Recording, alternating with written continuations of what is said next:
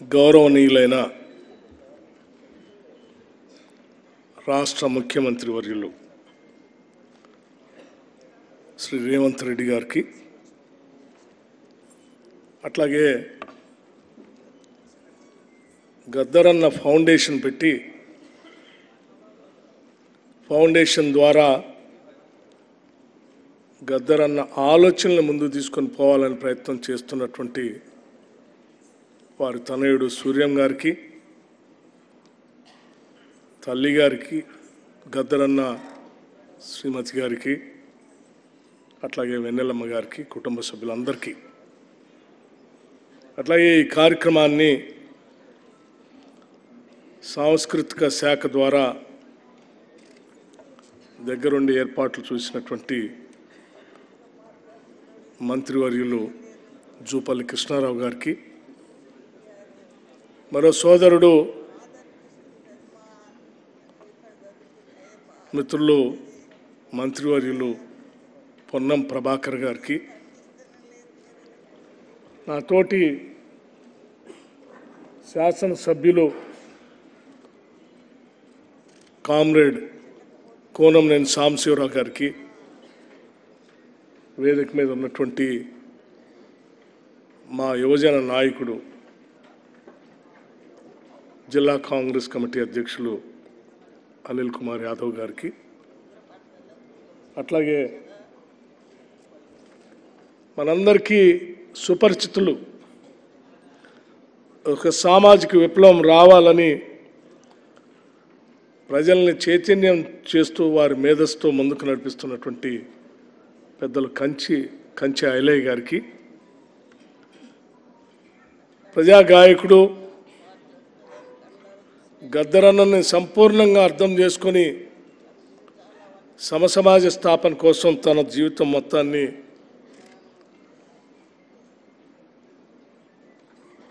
పాటల రూపంలో బయటికి తీసుకొస్తున్నటువంటి జయరాజ్ గారు, అట్లాగే మనందరికీ తెలిసినటువంటి పెద్దలు గద్దర్ గారితో అనేక దశాబ్దాలుగా సామాజిక న్యాయం కోసం పోరాటం చేస్తున్నటువంటి జేబీ రాజు గారు, ఇంకా సరే ఇప్పుడే గద్దరన్న పాటల్ని వినిపించినటువంటి విప్లవకారుడు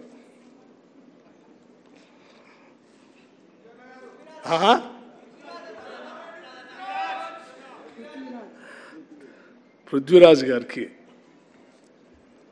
వేదిక మీద ఉన్నటువంటి మా జిల్లా కాంగ్రెస్ కమిటీ అధ్యక్షుడు శంకర్ నాయక్ గారికి, ఇంకా ఇతర పెద్దలందరికీ, మేధావులు చాలామంది ఉన్నారు,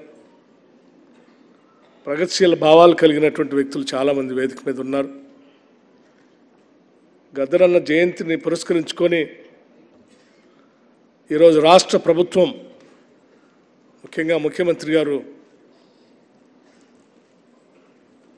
ఈ జయంతి కార్యక్రమాన్ని అధికారికంగా రాష్ట్ర ప్రభుత్వం తరఫున చేయాలని చెప్పి ఆలోచన చేసి జియో ఇచ్చి అధికారికంగా నిర్వహిస్తున్నటువంటి ఈ సందర్భంలో కార్యక్రమానికి చేసినటువంటి గద్దరన్న అభిమానులకి, ఆయన ఆలోచనలు ముందుకు తీసుకుని వెళ్ళాలని ఆలోచిస్తున్నటువంటి స్నేహితులకి, పాత్రికేయ మిత్రులకి అందరికి కూడా ముందుగా నా హృదయపూర్వకమైనటువంటి నమస్కారాలు తెలియజేస్తూ, గద్దరన్న గురించి మధు యాష్కి గౌడ్ గారు ఆయన ఆలోచనల్ని పరిపరి ప్రాంతాలకు ఏ రకంగా తీసుకెళ్లాలో కూడా దగ్గరుండి తీసుకెళ్ళినటువంటి సోదరులు మధు యాష్కి గౌడ్ గారు, అట్లాగే మీ అందరికీ నా నమస్కారాలు తెలియజేస్తూ ఉన్నాను. ముందుగా గద్దరన్న జయంతి చేయటం అంటే ఏదో ఆయన బర్త్డే సెలబ్రేషన్ చేయటం కాదు. గద్దరన్న ఆలోచనల్ని, గద్దరన్న భావజాలాన్ని, గద్దరన్న ఈ సమాజంలో ఏ మార్పు రావాలని కోరుకున్నాడో ఆ మార్పు కోసం చేస్తున్న కార్యక్రమం ఇది. ఈ రాష్ట్ర ప్రభుత్వం గద్దరన్న ఆలోచనలు ముందుకు తీసుకొని పోవటం కోసం, ఆయన భావజాలాన్ని అమలు చేయటం కోసం ఈ రాష్ట్ర ప్రభుత్వం అధికారికంగా ఆయన జయంతి కార్యక్రమాన్ని చేస్తూ ఉంది. ఇది చాలా గొప్ప విషయం. ఎందుకంటే పాలకులు, ప్రభుత్వాలు ఎప్పుడు కూడా సమాజంలో ఉన్నటువంటి సమస్యలపైన పెద్దగా దృష్టి సారించకుండా రకరకాలైనటువంటి వారి సొంత స్వలాభం కోసం పనిచేస్తున్నటువంటి ప్రభుత్వాలు మనం చూసాం గతంలో. కానీ అటువంటి ప్రభుత్వాలకు భిన్నంగా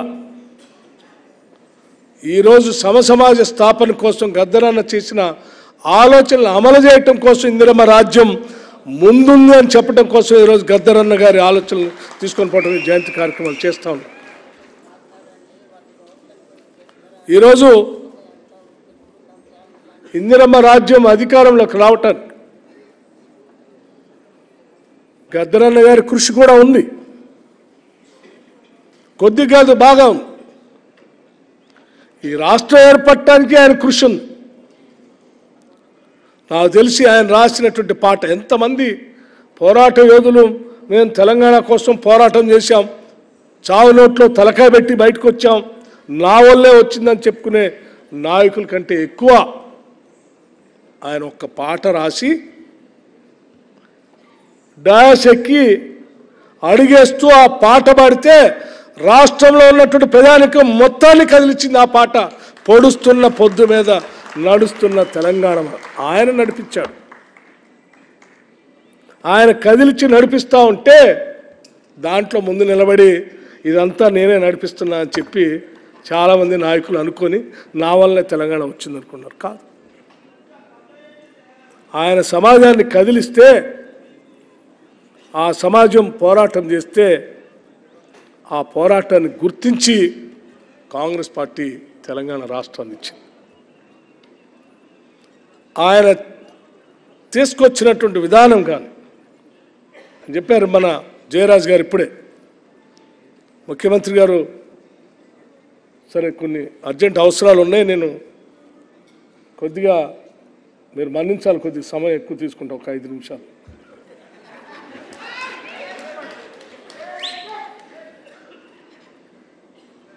వారు తెలంగాణ కోసం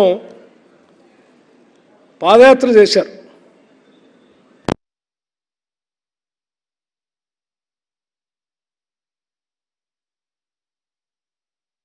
ఆయన పాదయాత్ర చేశాడు, చేసి పెద్ద ఎత్తున తెలంగాణ సమాజాన్ని కదిలిచ్చాడు, నడిపించాడు కూడా. సకల సమస్యలకి పరిష్కారం, తెలంగాణ ప్రజలు ఎదుర్కొంటున్నటువంటి సకల సమస్యల పరిష్కారం ప్రత్యేక తెలంగాణ రాష్ట్రం అని సంపూర్ణంగా నమ్మి ఆ ప్రత్యేక రాష్ట్రం కోసం ఆయన నడిచాడు, ఆడాడు, పాడాడు. అందుకే తెలంగాణ వచ్చింది. అలా వచ్చిన తెలంగాణ రాష్ట్రం ఏర్పడిన తర్వాత అదే గద్దరన్న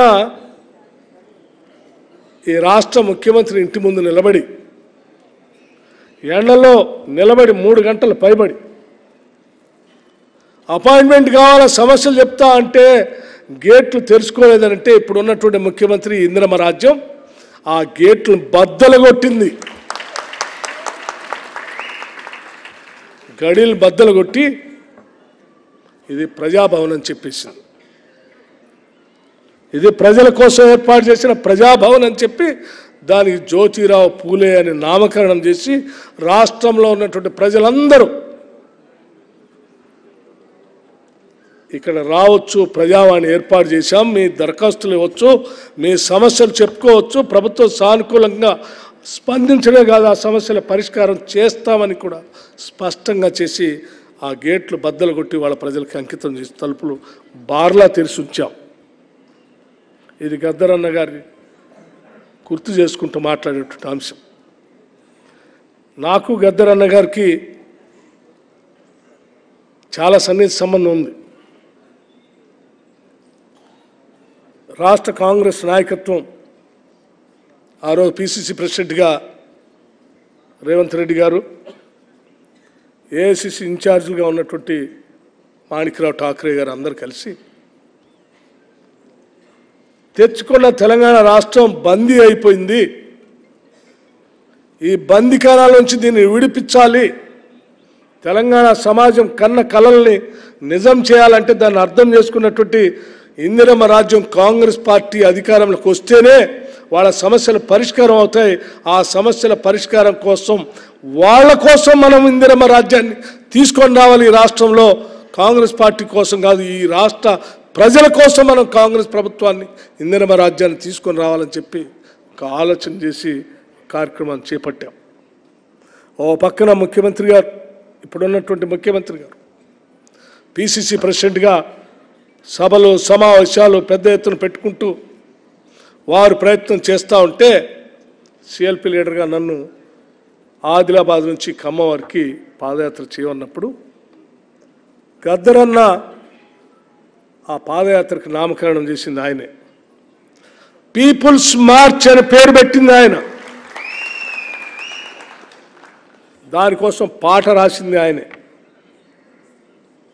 వయసు సహకరించకపోయినా తన జీవితం మొత్తం అడవిలో ఉన్నటువంటి బిడ్డల కోసం, అణగారిన వర్గాల కోసం, అసమానంతో ఇబ్బంది పడుతున్నటువంటి ప్రజల కోసం నా జీవితం మొత్తం అంకితం చేశాను.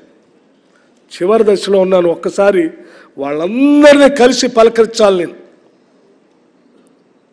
ఎక్కడెక్కడో మారుమూలలో ఉన్నటువంటి అడవి ప్రాంతాల్లో ఉన్న గూడాలు నేను అజ్ఞాతవాసం అక్కడ ఉండి పనిచేశాను. వాళ్ళని కూడా కలవాలి, నీ పాదయాత్రలో నేను కూడా నడుచుకుంటూ వస్తాను అక్కడి నుంచి అని చెప్పి అక్కడి నుంచి పాపం ఖమ్మం వారికి నడిచారు. వారు కూడా ఆరోగ్యం సహకరించిపోయిన మండు టెండలు కలిసిన పరిస్థితి దగ్గర పాత జ్ఞాపకాలు, ఆయన పాడిన పాటలు, ఆయన కలిసిన స్నేహితులు, ప్రజలు చెప్పిన సమస్యలు అన్నీ చెప్తూ ఒక మాట చెప్పాడు మా అందరికి. ఆనాటి కాంగ్రెస్ ప్రభుత్వాలు తెలంగాణ రాష్ట్రంలో ఉన్నటువంటి ప్రజల సమస్యలు పరిష్కారం చేయాలంటే చర్చల కోసం నక్సలైట్లను చర్చలకు పిలిస్తే ఆ చర్చల్లో అందరు చెప్పింది ఒకటే, భూమి సమస్య చెప్పారు.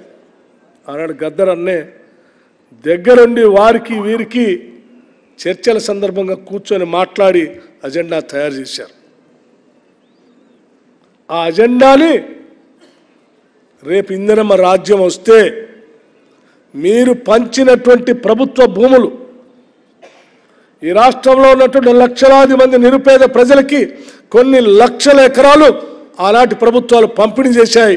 ఇప్పుడు ఉన్నటువంటి ప్రభుత్వం ఆ భూముల్ని ఎనిక్కి లాక్కొని అన్యాయంగా అమాయకులైనటువంటి ప్రజలకు భూమి లేకుండా చేస్తూ ఉన్నాయి. తిరిగి ఆ భూములన్నింటినీ కూడా ప్రజలకి అందించే కార్యక్రమాన్ని చేయండి మీ ప్రభుత్వం రాగానే అని చెప్పి ఆయన ప్రతిదేర మా అందరూ చెప్పాడు. అందుకే మా ప్రభుత్వం ఇందిరమ్మ రాజ్యం రాగానే మా ప్రభుత్వంలో ఉన్నటువంటి మంత్రిమండలి మొత్తం ముఖ్యమంత్రి గారి నాయకత్వంలో తప్పనిసరిగా పేద ప్రజల కోసం ఆనాటి కాంగ్రెస్ ప్రభుత్వాలు కానీ తెలుగుదేశం ప్రభుత్వం కానీ ఇతర ఏ ప్రభుత్వాలైనా పంపిణీ చేసినటువంటి భూములన్నీ కూడా ధరణి పేరు మీద ఇప్పుడున్నటువంటి ప్రభుత్వం అన్యాయంగా అక్రమంగా లాక్కుంటే వాటిని సరిచేయాలంటే ఈ ధరణి అనేటువంటి మహాభూతాన్ని పక్కగా పెడితే తప్ప వాళ్ళకి న్యాయం చేయలేమనేటువంటి ఆలోచనతోనే రాష్ట్ర మంత్రిమండలి మొట్టమొదటి సమావేశంలోనే ఈ ధరణి పైన నిర్ణయం తీసుకుంది. దానికి ఒక ప్రత్యేకమైన కమిటీని వేశారు.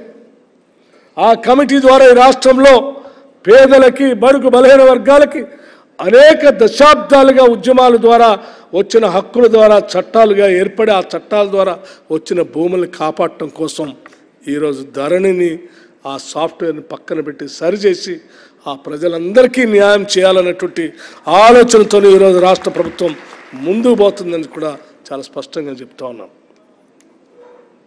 ఏ తెలంగాణలో అయితే కొన్ని దశాబ్దాల పాటు భూ పోరాటం జరిగిందో ఆ భూ పోరాటాల ద్వారా వచ్చినటువంటి తెలంగాణ టెనెన్సీ యాక్ట్ దగ్గర నుంచి మొదలు పెడితే భూ సంస్కరణ దగ్గర నుంచి మొదలు పెడితే ఆ హక్కులు చట్టాల ద్వారా వచ్చినటువంటి భూమిపైన హక్కులు పొందిన అనేక కొన్ని వేల లక్షల మంది బడుగు బలహీన వర్గాల ప్రజల హక్కుల్ని కాపాడటమే ఈ రాష్ట్ర ప్రభుత్వం యొక్క ప్రధాన ఉద్దేశం ధ్యేయంగా పెట్టుకునే ఈరోజు ధరణిపై నిర్ణయం చేసింది.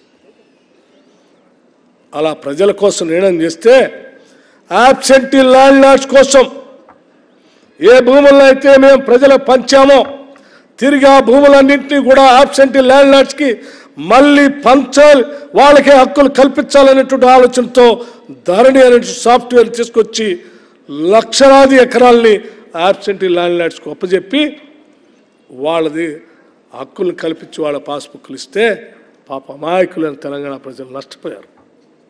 న్యాయం చేయటం కోసం రాష్ట్ర ప్రభుత్వం ఇప్పుడు ప్రయత్నం చేస్తూ ఉంటే వాళ్ళు ఏ భూస్వాములు ఏ యాబ్సెంటీ ల్యాండ్ లార్డ్స్ కోసం వాళ్ళ కోసం పోరాటం చేస్తూ ఉంటారు. తెలంగాణ ప్రజల కోసం ఈనాటి ఇందిరమ్మ రాజ్యం పనిచేస్తాం. ఇది ఆనాటి ప్రభుత్వానికి ఈనాటి ప్రభుత్వానికి ఉన్న తేడా. ఈ ఆలోచన ఒక్కటి చాలు గద్దరన్న ఆలోచనల్ని అమలు చేయటం కోసం ఇందిరమ్మ రాజ్యం ముందుకు పోతుందని చెప్పడానికి. గద్దరన్న చెప్పిన ప్రతి అంశాన్ని సమసమాజ స్థాపన కోసం కానీ లేకపోతే చాలామంది గద్దరన్నని తెలంగాణలో మెదక్ జిల్లాకో ప్రాంతానికో లేకపోతే ఒక వర్గానికో పరిమితం చేయటం కోసం కూడా చాలామంది ప్రయత్నం చేశారు. నాకు తెలిసి గద్దరన్న తెలంగాణ రాష్ట్రంలో పుట్టడం మనందరి అదృష్టంగా నేను భావిస్తూ ఉన్నాను. అతను విశ్వమానవుడు, అతను కులాలకి మతాలకి ప్రాంతాలకి అతీతుడు. అతను ప్రపంచవ్యాప్తంగా ఉన్నటువంటి పేదలు తాడితులు బాధితులు అందరి కోసం ఆలోచన చేసి రాసిన గొప్ప తాత్వికుడు. అటువంటి తాత్వికుడు ఒక శతాబ్ద కాలంలో ఈ దేశంలో ఇంతవరకు పుట్టలే. అలా పుట్టినటువంటి మహానుభావుడు అది తెలంగాణలో మన ప్రాంతంలో పుట్టడం మనందరూ అదృష్టంగా మేము భావిస్తూ ఉన్నాం. ఆయన ఆలోచనల్ని ఆయన భావజాలాన్ని ఆయన పుస్తకాలని ఆయన రచనల్ని ఆయన పాటల్ని అన్నింటినీ బతికిస్తాం. ఇవాళ గద్దరన్న భౌతికంగా మనందరి మధ్య లేకపోవచ్చు, కానీ ఆయన పాడిన ప్రతి పాట ఆయన రాసిన ప్రతి పాట చిరస్థాయిగా ఉండేటట్టుగా అందరం ప్రయత్నం చేద్దాం. ఒక పక్కన ఫౌండేషన్ ప్రయత్నం చేస్తుంది, ఇంకో పక్కన ప్రభుత్వ పరంగా మేము కూడా వాటిని బతికించడానికి కావాల్సిన సహాయ సహకారాలు అన్నిటి కూడా సంపూర్ణంగా అందించడానికి సిద్ధంగా ఉన్నాం. చాలా విషయాలు గద్దరన్న గారి గురించి కానీ ఆయన ఆలోచనలను ముందుకు తీసుకొని పోవటం కోసం కానీ ఈరోజు అతి తక్కువ సమయంలో ఈరోజు ఆయన జయంతి కార్యక్రమాన్ని ఏర్పాటు చేశాం. కానీ ఆయన సంబంధించినటువంటి మనుషులు దేశవ్యాప్తంగా అనేక రాష్ట్రాల్లో ప్రపంచవ్యాప్తంగా కూడా ఉన్నారు. వాళ్ళందరికీ కూడా కొద్ది రోజుల తర్వాత ఫౌండేషన్ తరఫునో ప్రభుత్వం తరఫునో ఒక మంచి కార్యక్రమాలను ఏర్పాటు చేసి దాంట్లో వాళ్ళందరినీ ఇన్వాల్వ్ చేసే కార్యక్రమం కూడా చేయాలని కూడా మేమందరూ ఆలోచన చేస్తాం. దానికి సంబంధించి మంచి ఆలోచన చేస్తున్నటువంటి ముఖ్యమంత్రి గారు వారే మనసు విప్పి మీ అందరితో మాట్లాడతారు. అట్లాగే ఈరోజు అనేక ప్రాంతాల్లో ఉన్నటువంటి పేదలకు సంబంధించిన ఇళ్ల స్థలాల గురించి కూడా ఆయన అడుగడుగున చెప్పినటువంటి మాటని మేము గుర్తుపెట్టుకున్నాం. ఈరోజు కాంగ్రెస్ పార్టీ ఆధ్వర్యంలో ఇందిరమ్మ రాజ్యంలో ఇల్లు లేనటువంటి ప్రతి పేద కుటుంబానికి ఇల్లు ఇవ్వాలనేటువంటి ఆలోచన కూడా ఈరోజు రాష్ట్ర ప్రభుత్వం చేస్తాం. చదివించడానికి కావాల్సిన కార్యక్రమాలు చేస్తాం. ఆయన ఆలోచనల్ని సంపూర్ణంగా అమలు చేసేటువంటి కార్యక్రమంలో రాష్ట్ర మంత్రిమండలి మొత్తం రాష్ట్ర ముఖ్యమంత్రి గారి నాయకత్వంలో సంపూర్ణంగా మేమందరం ముందుకు తీసుకొని పోతామని, ప్రగతిశీల భావాలతో ఈ రాష్ట్రాన్ని ముందుకు నడిపిస్తామని, మాకు ఎటువంటి భేషజాలు లేవు. కేవలం అందరి ఆలోచన ఈ రాష్ట్రాన్ని ముందుకు తీసుకొని పోవటం ఎలా, ఈ రాష్ట్ర అభివృద్ధిని ఎట్లా తీసుకొని పోవాలి, ఈ రాష్ట్రాన్ని ప్రగతిశీల భావాలతో ఈ దేశంలో ఉన్నటువంటి మిగతా రాష్ట్రాలతోనే కాదు ప్రపంచంతో కూడా పోటీ పడేటట్టుగా ఈ రాష్ట్రాన్ని ముందుకు తీసుకొని పోవాలన్నది మా అందరి ఆలోచన. ఆ ఆలోచనలో మేధావులందరి ఆలోచనలు కూడా మేము పరిగణలో తీసుకుంటాం. గద్దరన్న గారి ఆలోచనలు కూడా తప్పనిసరిగా పరిగణలో తీసుకుంటామని చెప్పి మీ అందరికీ నేను సవినయంగా మనవి చేస్తూ ఈ కార్యక్రమాన్ని ఏర్పాటు చేయడం కోసం మిత్రులందరూ ముందుకు వచ్చేసినటువంటి వారందరికీ కూడా నేను ప్రత్యేకమైనటువంటి ధన్యవాదాలు తెలియజేస్తూ మరొకసారి సరే నేను రాష్ట్రంలో ఉప ముఖ్యమంత్రిగా ఉన్నప్పటికి కూడా ఇంత పెద్ద మనసుతో మంత్రిమండలి మొత్తం ముఖ్యమంత్రి గారి నాయకత్వంలో ఒక నిర్ణయం తీసుకొని గద్దరన్న గారి జయంతిని ఒక అధికారికమైనటువంటి కార్యక్రమం చేయటం అంటే ఇది ఆషామాషి కార్యక్రమం కాదు. It's not an ordinary decision. ఎందుకనంటే ఒకప్పుడు ఆయన ఉన్నటువంటి ఆర్గనైజేషన్ బ్యాన్ చేసినటువంటి పరిస్థితి, ఆయన ఆలోచనలు బ్యాన్ చేసినటువంటి పరిస్థితి. అటువంటి గద్దరన్న ఆలోచనల్ని సరే ఆయన రకరకాలుగా అంబేద్కరిస్ట్గా ప్రజాస్వామ్యవాదిగా రకరకాలుగా ప్రజాస్వామ్యాన్ని కాపాడాలని బాబాసాహెబ్ అంబేద్కర్ అందించిన రాజ్యాంగాన్ని కాపాడాలి ఆయన తీసుకొచ్చినటువంటి ఆలోచనలన్నింటినీ ముందుకు తీసుకొని చాలా గొప్ప నిర్ణయం ఈరోజు ఇందిరమ్మ ప్రభుత్వం తీసుకొని ఈ జయంతి కార్యక్రమాలు చేస్తూ ముందుకు పోతూ ఉంది. ఆయన అభిమానులందరికీ ఒకటే పిలిపిస్తూ ఉన్నాం, మీరు కూడా ఈ ప్రభుత్వంతో ఆయన ఆలోచనలు ముందు తీసుకుపోయే కార్యక్రమంలో మీరు కూడా మమేకం కండి, కలిసిపోదాం, కలిసి నడుద్దాం. ఏ సామాజిక తెలంగాణ నిర్మించాలని ఆయన కోరుకున్నాడో, ఏ ప్రగతిశీల భావాలు కలిగిన తెలంగాణ నిర్మించాలని కోరుకున్నాడో అది చేయడానికి ఈ ప్రభుత్వం సిద్ధంగా ఉంది. మీరందరూ కలిసి రావాల్సిందిగా నేను మీ అందరికీ విజ్ఞప్తి చేస్తూ సెలవు తీసుకున్నాను. జై Hind. Thank you very much.